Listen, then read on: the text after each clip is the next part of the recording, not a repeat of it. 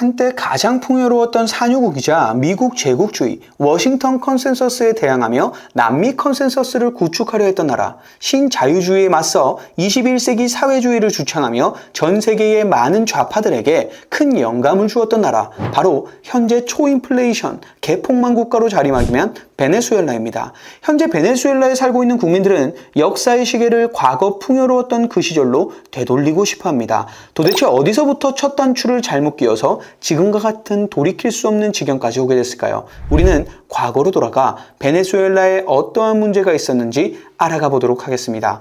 원래 베네수엘라 지역의 남미 대륙은 식민지 국가였습니다. 어느 나라 식민지였나요? 바로 스페인과 포르투갈이 대부분의 식민지를 차지하고 있었죠.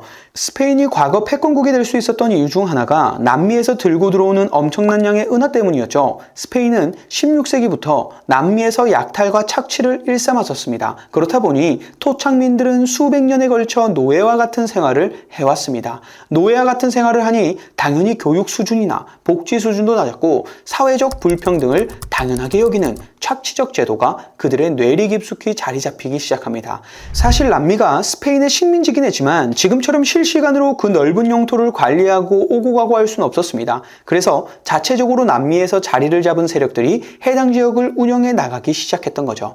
당시 남미에 정착한 일부 소수 세력들이 부를 독점하며 시간이 지나 소수 엘리트층으로 자리 잡고 이 소수 엘리트층이 대다수 인민들을 희생시키며 사리사욕을 채우는 사회가 형성되었던 겁니다. 이들은 부를 축적하는 동시에 정치 권력까지 독점하며 정치 권력을 사용하면서 철저히 자신들의 이익을 위한 사회제도를 더 견고하게 만들기 시작하죠.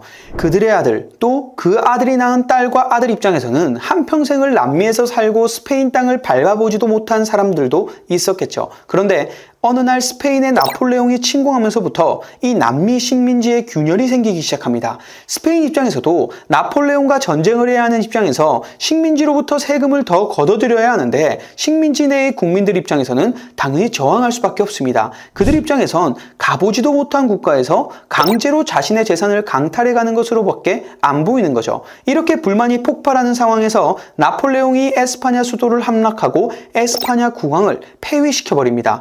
16세기부터 전 유럽을 호령했던 스페인 몰락의 순간이 남미에 사는 사람들에게도 전해지게 됩니다. 남미에서 세력을 천천히 다진 사람들 입장에선 지금 타이밍이 스페인으로부터 진정한 독립을 할 수 있는 순간이죠. 1810년부터 본격적으로 남미 대륙 식민지의 반란이 커지기 시작하고 독립에 성공한 국가들이 하나둘씩 생겨나기 시작합니다. 그리고 남미의 독립혁명 열기는 베네수엘라 독립전쟁으로까지 이어지게 되죠. 이때 남아메리카 독립의 위대한 영웅이라고 추앙받는 인물이 등장합니다. 바로 시몬 볼리바르입니다.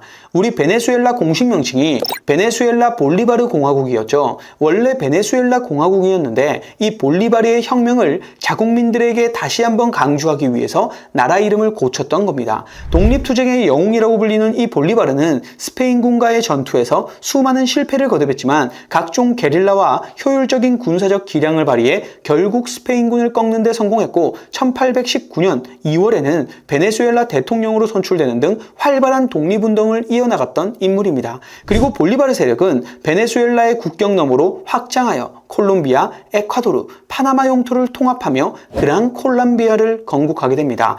세력이 커진 볼리비아는 스페인 군대를 계속해서 격파해 나가며 불과 10여 년 만에 스페인의 식민 지배를 무너뜨렸었죠. 현재 콜롬비아와 베네수엘라, 에콰도르 국기가 비슷한 이유가 역사적 맥락을 같이 하고 있기 때문입니다. 하지만 독립한 이후 영원한 평화는 찾아오지 않았습니다. 각 지역마다 자리 잡고 있는 기득권층이 당연히 있었을 것이고 스페인 왕당파를 지지했던 사람들을 어느 정도 축출했다고 해도 신생국가에게는 돈이 필요하기에 이익관계에 따라 완벽하게 제거하진 못했었죠. 그러니 각자 원하는 것들이 다르고 서로 이해관계가 얽히다 보니 국가적 통합은 사실상 불가능한 일이었다고 볼 수 있습니다. 그렇게 자기들끼리 또 독립전쟁을 하고 또 열심히 전쟁에서 분리독립을 한 나라는 자기들 나라 안에서 또 권력투쟁을 합니다. 수백 년간을 착취제도에 길들여져 있다 보니 그들에게 패배는 곧 자신의 이익이 권력을 잡은 이들에게 착취당할 것이라는 생각을 하는 겁니다. 그래서 권력의 열매를 차지하기 위한 집단 투쟁은 끊이지 않았습니다.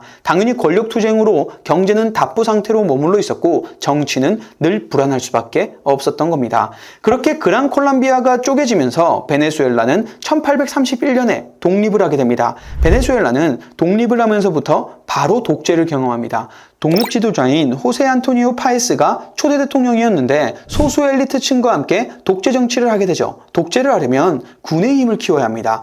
군의 힘을 키우기 시작하니 이를 저지하기 위한 세력들이 등장하게 되죠. 보통 이렇게 식민지 국가에서 독립을 한 국가들은 대부분 독립전쟁을 한 군부 세력이 정권을 잡게 되는 경우가 많습니다. 하지만 군인의 임무는 국가 안보를 책임지는 거지만 시간이 갈수록 이들은 정치, 경제, 사회, 문화 모든 분야에 개입을 하면서 완벽한 중앙 통제 시스템을 구축하려고 합니다. 그런데 참 신기한 게 이렇게 무력으로 집권을 해서 그 정권을 지키기 위한 온갖 노력을 하지만 역시나 무력을 이용한 군부 세력에 의해 쫓겨납니다. 남미의 역사를 한 줄로 요약하면 군부 세력, 부패, 쿠데타, 군부 세력, 부패, 그러다가 민주정당이 들어서는데 부패, 그래서 쿠데타, 이거의 반복이라고 보시면 됩니다. 베네수엘라, 멕시코, 아르헨티나, 칠레, 어디 하나 이런 과정을 안 거친 곳이 없는 거죠. 베네수엘라도 똑같은 길을 걷습니다. 좋게 보면 혁명이라고 할 수 있지만 혁명을 할 때마다 기존 기득권 세력들의 재산을 싹 다 몰수하고 자신들이 그 이권을 모조리 독점하니 그 속에서 민주주의가 어떻게 자리 잡겠습니까?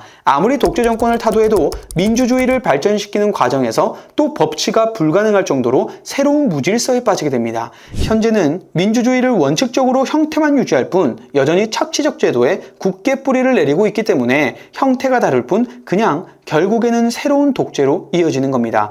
19세기의 베네수엘라도 혁명과 내전의 반복이었습니다. 그리고 계속된 내전을 거쳐 후안 빈센테 고메스 대통령이 1908년부터 27년간 더 강력한 억압과 착취를 통해서 장기 집권을 하게 되는데 고메스 정권 시기에 베네수엘라에서 잭팟이 터지게 된 겁니다. 바로 석유가 터진 거죠.